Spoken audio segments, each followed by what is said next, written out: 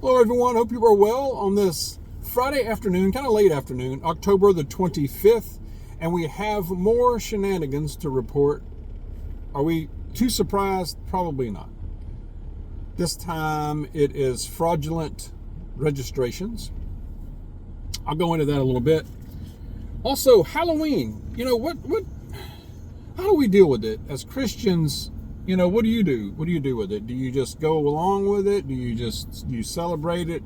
You do all the decorations? Do you put freaking 30 foot skeletons in, 30 foot tall skeletons in your front yard? Tombstones stuck in your grass in the front yard. Do you do that? What do you do?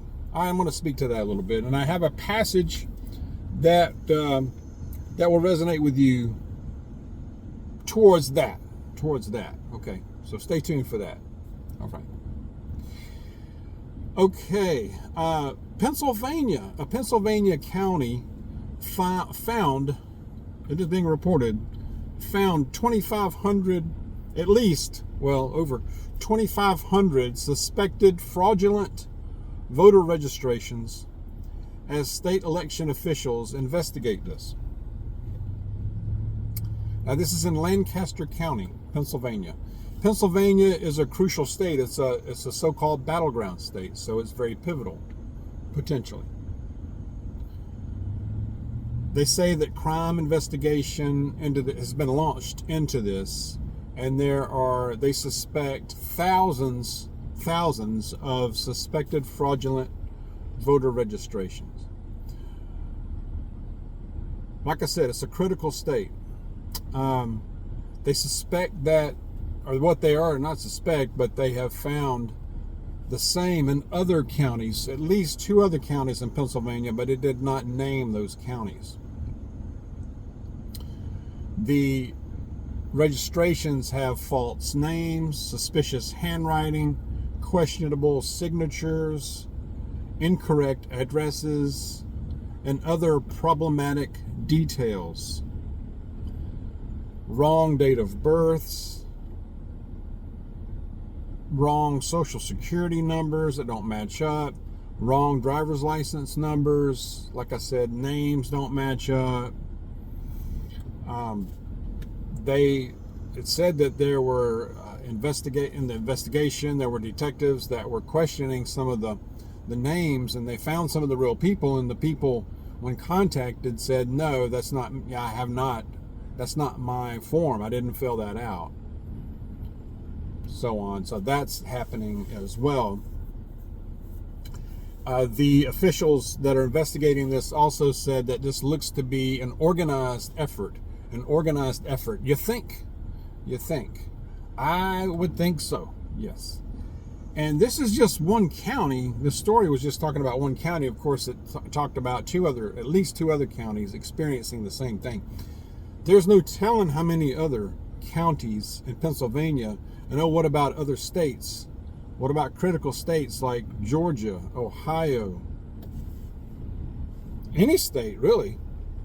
And it makes you question. So I haven't really thought or been so much concerned about, I guess. That hasn't been top of mind for me. Fraudulent registrations. What has been on my mind is those machines, of course, and the potential for non-citizens to be involved, if you know what I mean.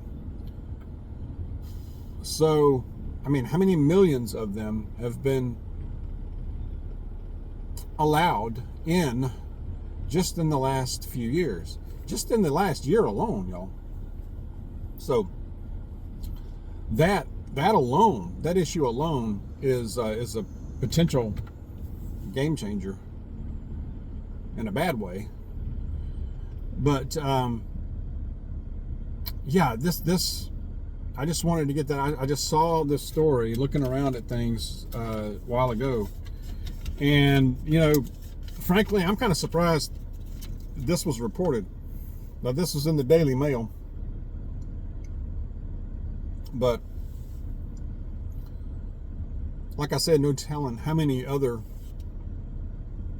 counties are involved or other states that we won't hear about, that will not be reported.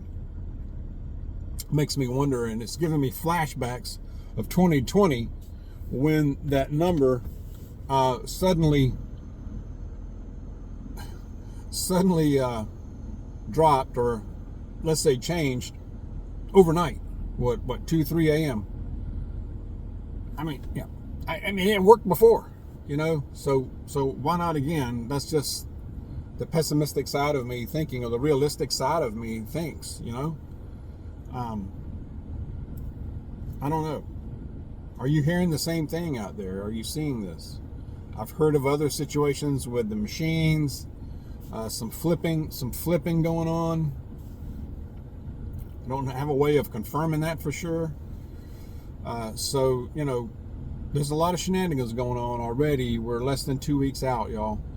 And, I was talking with Mrs. Dog about this last night. And she said, yeah, it's concerning. I'm concerned about the whole cycle as well, this election cycle. But she said, first and foremost in my mind is getting this Halloween BS behind us. And yeah, I agree. I mean, that comes first. That's going to get past us first. And it won't be too much longer. And, it's like when we were kids, we would get the little bag, we'd put our little, Superman, Spider-Man costume on and go out and get candy. It just seemed like a different time then. I know we were kids. And it was awesome. I mean, sometimes I'd have candy all the way to Christmas.